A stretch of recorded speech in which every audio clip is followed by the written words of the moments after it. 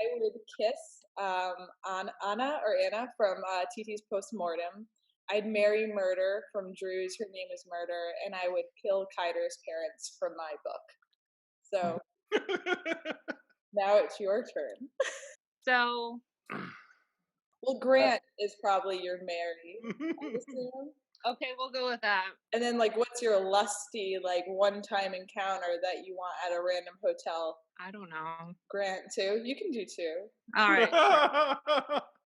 Who do you want to murder? Kiter.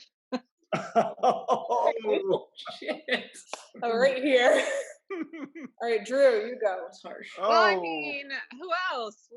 He does get a bit naughty. I still like him though. Like, I really liked him when we got to the end of the book. I told you that. I was like, I kind of feel bad for him, you know. But he doesn't anyway, but he'd probably kill you anyway. So he owes me an intestine necklace still. I can arrange that. He would bathe in your blood. Let's just face it. So anyone kiss, marry, kill? I'd have to change things up a bit, I think, because I'm pretty much already married to murder. It takes too much time, you know. It's everything that I think about throughout a waking day. So I think that Kara from TT's first book is super hot. That would be the kiss. And then I think for marriage you need some like stability. So I guess that would have to be Mario. Oh. And if I had to kill somebody, it might be Rune, so I wouldn't have to hear her complain every time someone dies. You got 2 kills. 2 kills. I had someone else call me that too. I saw that in a review, and I didn't actually think about it until after I read that review. Well, so now my book's just dead. What do you guys think? There's Joe and Madden still. Who would you put him with? I would say Madden. I think Evan and Madden would be really good together. And you can jump on the killing my characters train, so. I probably wouldn't kill anybody. Mario, you look very passive. I'm just trying to decipher who would be. So wait, Ash, remind me which one? Joe's the one with autism, and Madden's the nurse. Okay. Yum. Hello, nurse. So you can play doctor. and then like I'm not good with names. So all right. So I would definitely marry Matt for sure. Okay, so we'd have doctor and nurse. Oh yeah, it'd be hot. Kiss Evan, young Evan, little baby Evan. Okay. And see, kill. I don't know. So TT, the X from your very first book. Oh God, that was a good one. What? Mandy? Yes. You should really read book 3, man. TT, you're last. Well, I would marry Tori, who's in the 3rd book, and I don't think anybody in here has read that yet. So I would kiss Evan because he's so cute. And I would definitely kill Kiter's parents. No offense, but I mean, like, oh, okay, they're terrible people. Not Kiter's parents. Right. Written or edited drunk or after having too much coffee or sugar. And stories are welcome. I have done all 3. I think you can write drunk, but I know you can't edit drunk. What did I do? There are so many commas now. I was pausing a lot. Well, the first thing I wrote was like that anyway. It's like, oh, I need a comma there. Do I need a comma there? No, I don't need yeah, I need a comma. No, I don't need a comma. Yes, I need a comma there. And it's stone sober. And I still... I've added a few commas for you. Yeah. Yeah, I get slammed on commas. I either have way too many or way... That's me. It's like I can't write them in my own stuff, but I can like fix them in everyone else's. Since most of my writing happens in the early morning hours, I can say I have never written drunk. Clearly, you're not writing long enough. Just keep going, man. I do get ideas in the evenings, though. I bet you do. So do you just make notes? No, I just keep them in my head, and then the next day I have these images of sugar plums dancing in my head. I have to write something down because I'll be like, crap.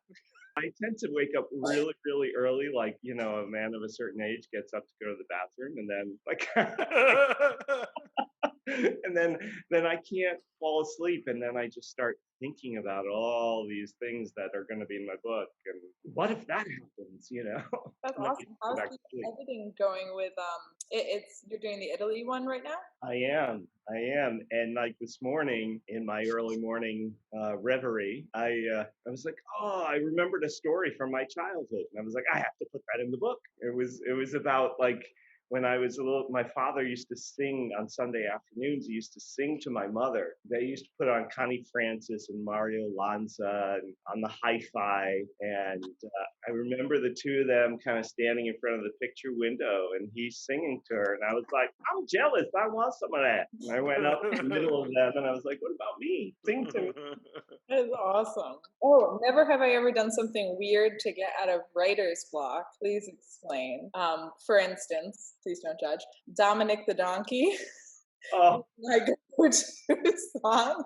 I don't know why. Maybe it's like a really Italian thing, but just like I think it just like shakes me up. It's completely different from like the vibe that I'm writing in, so I think it helps to just Well, no, it's just weird because when I get weird and I can't do anything, I put on the song. I can't remember the band's name, but it's called Donkey Riding. It's an Irish song.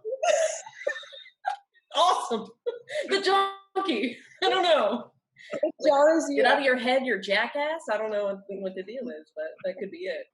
Do you guys know Dominic the Donkey? No. Oh God. I'm writing it down. YouTube it because you will hate her. Bringing it into your consciousness. So it's like What the Fox Say or something. Oh. Is it only Mario and I who have ever danced to it?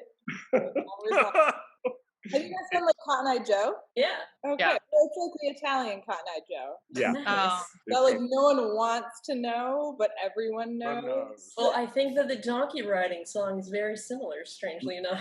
What's it called? I'm gonna write it down. Donkey riding. Riding on the donkey. Riding. Like. Oh. Does anyone else have any weird tricks to get out of writers? I just like wait until it comes back. You don't run around in circles pretending to be a donkey. I've never done that actually. I usually like sing nonsense words in both Italian and in English and made up Mario language to my dog as I bounce around the house. That's what I do. Whatever works, I guess, right? Yeah. Can we see this? The dog is right here. Well, it works then. Yeah, no, I think no. For, I heard that. our eventual meeting in person. Okay. Because I will do that for you. I'll put on Dominic the Donkey in the background so you can have some. That would work. That would definitely work. Does anyone else have any shameful or shameless? You guys are all just normal. Fine. I mean, short of throwing away half a chapter because it clearly wasn't inspiring me to move forward and starting back at some place where I could connect. I guess not. You don't run around in circles and pretend to be livestock. I mean, that's what I had to do after. It's funny. I'm a really happy drunk, so I decided to get drunk one night. And when I wrote that bit in the second book, it was too happy, and I actually had to throw it out too because I was just like, I don't know, Kiter went like on a picnic or something. I was like, I was like, that's not true. So I just went to like a sleepy, happy where it's like he went on a picnic and then he had a nap in the field. I'm like, they're in a desert. This doesn't make any sense. I don't know what. You guys write in order? Like, do you start from the beginning and just write it all the way through? I do. I don't. I think what I do is I just write whatever's in my head at the moment, and then later I start to organize it. For me, the biggest thing that helps me out of a writer's block, because I don't make myself write a certain thing, whatever's there. Yeah, sometimes I'll just be like doing whatever and think of like a conversation, and I'm like, that's really good, and so I'll just write it and then fit it in somewhere. Because then I think that conversation thing happens for me reverse of that. Like I'll write the book and then I'll think of ways to expand conversation. Oh yeah. It's not really like but then sometimes like something that happens near the end of the book comes, but I don't write it yet. I file it away and come back to it. I do that too. Actually, sometimes I write a narrative and I'm like, this needs dialogue. I'm usually like, this needs murder. Yeah, you know, I've seen that. I've seen that. And then there's TT. I need another sex scene, right? How do I fit that in? Actually, if Go on. Well, that's not necessarily TT sex scenes, but no, there's like that, lead up moments that I don't know. The third book, I don't know what I was doing. I'm like, oh, sex again. Oh, you know what'd be good right here? Sex, yes. Can I skip the second one and go back to it after I read the third one? You shouldn't. Oh, okay. You could if you're like really hot and bothered for some lesbian sex. I think it's important for my education, seeing as I'm honorary. Well, it's like in the first 3 chapters or 4 chapters, there's sex already, so it's very good. Everyone's a little bit of a lesbian. The picture I get reading that scene. The maggot scene? No, I mean, just like the whole lead up to that scene. In Halo. There's the moment with that scene.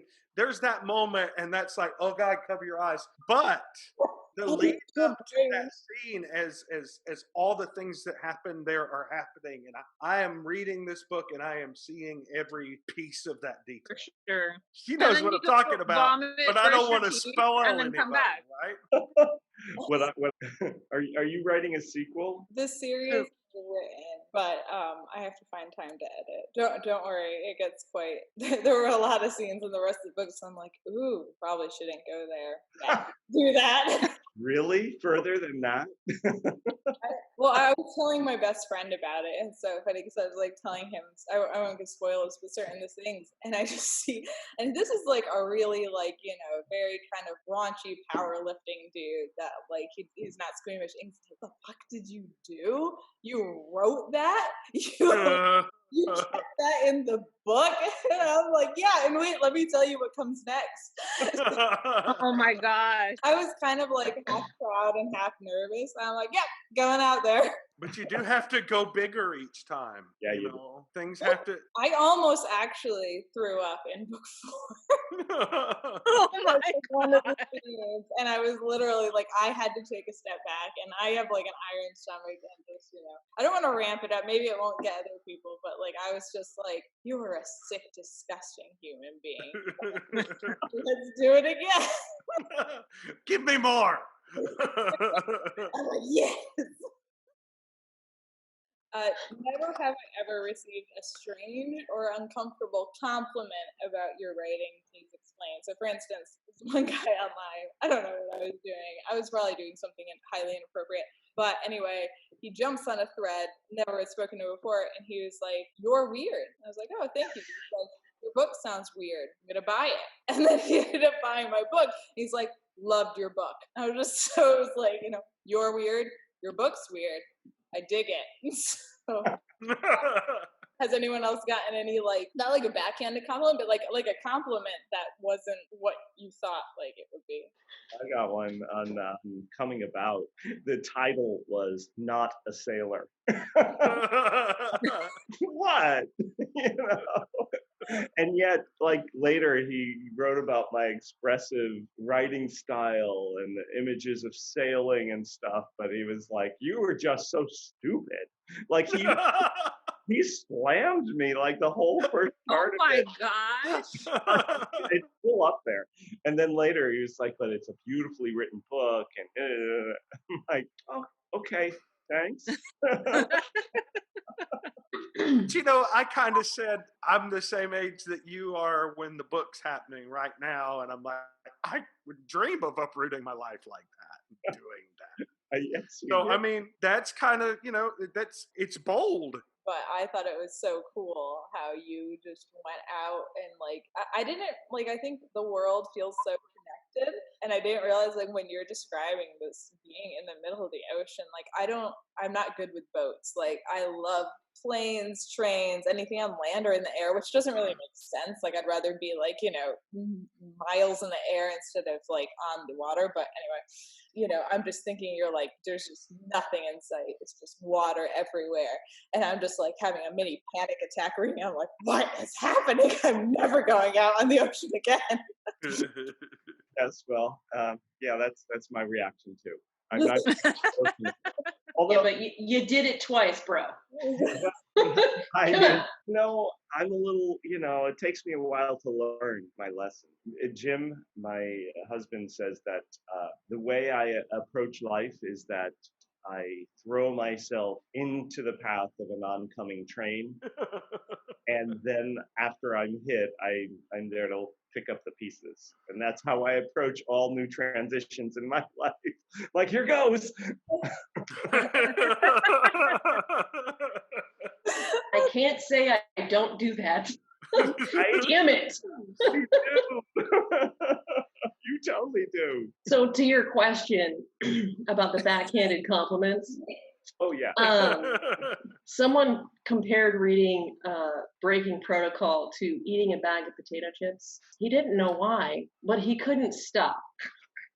I love it. It's just weird. I'm a delicious, crunchy snack. Little salty. I'm good. I want to know if it was like salt and vinegar or what. Hot and spicy. Yeah, like, was it sriracha? I don't know. But they were just chips and he could not put the bag down. That's a very odd metaphor. Like I don't think I've ever been reading a book and been like, this is like. Well, he compared it to Kafka that was sitting. He was like, I have filet mignon sitting on my bedside table, but instead I'm choosing to eat this bag of potato chips. So Wow. I beat out Kafka. Fuck you, Kafka. Did you see that comment I made in our group chat about I was listening to an audiobook and the guy said plie instead of plie, and I was like, now it's ruined. Is it ruined now? Like I just can't. Please. Plie. Yeah. He did a plie. And I'm like, Pass. wait a second. Yeah, I it's kind of amazing that if you're going to do narration and you don't really know how to pronounce a word, that's like, that's kind of your job. And I'm like, done. I heard someone say the word epitome instead of epitome, and I was like, oh, that's like a 7th grade word. Yeah. Oh. Or really common one, it's realtor. I'm sorry if I just offended half the people in the room. No. But it's not there. Read the word. We're so off topic. Sorry. Oh, please, I will listen to Well, that. and any device you have now will pronounce it for you. So there's no reason. Exactly. You just hit that little button and it will pronounce the word for you. Evan, show us a plea. Yeah. There are no more for my pleas. life. But I can show you this. Ooh, is it that cute? Ooh, sassy. Nice. And there's another one. I think it's called London Calling, and I think it's on pre-order. Ash is reading it. It's so good, you guys. It's so good. Yay. So good. I can read all your awesome stuff. The excerpt you posted in our messages was great. Oh, did I excerpt? Yeah, didn't you put like a paragraph or Oh, two? that's from That's from the murder book. That's from the short story in between Oh, the the two. short story. It's like 10 pages. That was great. There's some things in it that do relate to the second book, but I covered those things enough in the second book that if you missed it, it's not going to like break anybody's back. I just have to say, Drew was so worried that I wouldn't like Grant in this book. And I'm like, now it's like so much more. And you're not even halfway through. No, I'm more than halfway now. Oh, you're more than halfway now? Okay. It's like, I'll do anything he wants me to do. Well, Careful when you. Well. That's a compliment, obviously. Yes, obviously. No, you can see from the blushing. Hence why she is kissing and marrying both brands. Yeah. Yes. Yeah. Never have I ever gotten inspiration in the oddest place and you get to like whip out your phone, like the toilet or the shower. Oh no! All the time. I I don't know how much I've said this, but like her name is Murder was a NaNoWriMo, and the initial 46,000 words were written over 21 days. So, and yes, I expanded on that and I added to it and I edited it, but like I ate it. I wrote it lunch break. I wrote when I went to the toilet. I wrote when I took a bath, when I soaked my knee in the bathtub. I wrote when, I wrote riding in the car to the grocery store. I mean, so it was just like that story was like pushing on my brain saying, "Let me out." And so I wrote everywhere. So yeah, I've had inspiration in all the places. All the places. All the places. Everyone. Yeah, I know. I know what you're talking about. Hold on 1 second. Wait, didn't you write a lot of it on your phone? I wrote all of it on my phone. That's amazing to me. So you must have magic thumbs. It's just. And another Mario. thing that happens. Another thing that. But another thing that happens while you're doing that is that the keyboard suggests. Did you ever get like a thumb cramp or like? No. My arms sometimes from being held up. Yes, sometimes. Does your neck hurt? Like, if I look at my phone too much, I'm like, oh god, what did I do? Did you dictate this before you put on clothes or after you put on clothes? Excellent question. Before, during, and after. Yeah, by the time I got on the train to New York City, I was like, I got me something. So after the early book, that one's getting written. That is awesome. The post shower book. We'll call it that. Would you rather lose the ability to write new stories or read new stories? Oh, that's Read. Cool. Read, yeah, because I have a lot of stories I have left to tell. Right. Yeah. Right. I think I'm a reader too. I don't know. Yes, read. I'll join the read band. If I can't read, but I can still write, then I can watch something on TV, I guess. See, that's a question like making the choose between, Tom Ellison and Matthew Bomer, and I think that's just like, come on. I mean, it's not really real life, so why not both? Right? Right? I think, that's just awful. It'd have to be that because he was my first love. Which gift do you use that is like your absolute favorite of him? Oh, God. The one I see the most is we can all answer that, can't we? All of us can answer. Mine that. is this one. Which one? This one. Oh, yeah. That's my absolute favorite one of him. He's so goofy and cute. Who would be the loudest at a party? I vote Mario. In a loving way. Halo. Yeah. Depends on how much I had to drink, but yeah, probably. Talk between Halo and TT. What? I'm quiet. Who would survive the longest in a zombie apocalypse? I vote Ash or Drew. Probably like the two of them together. That would be. Well, because her name's Ash and she can clip a chainsaw. I'm telling you, I'd just be following you guys because I know I would die in the first 5 minutes. But why? Why are they surviving and I'm dead? That's what I want to know. You and I would be like dancing at the bar. I can answer that. Not paying attention. I would be like, die! Yeah. And you would be like, oh, thanks. We would be too loud and we would be like probably at the site of infestation and Ash and Drew would have to come and save us is what I'm We would be like up you don't know enough about maiming and gutting people to survive a zombie apocalypse. I don't know. I'm like really bad. I know. I just I just, that's something I know about myself. If there's a zombie apocalypse, I'm gonna be one of the first to go. I just I don't have that energy, you know. I feel like if it was like a nuclear apocalypse, I would like be able to like, I don't know, fight my way out. But well, And by fight your way out, you mean like be in a bunker and not move? that's kind of like, you know, I do that very well. But like zombies, just yeah, I'd be dead. It's cool, you know. Everyone has their way that they're gonna go. Yeah, I'd throw myself in front of that oncoming train and get eaten. You self-sacrificial lamb, you.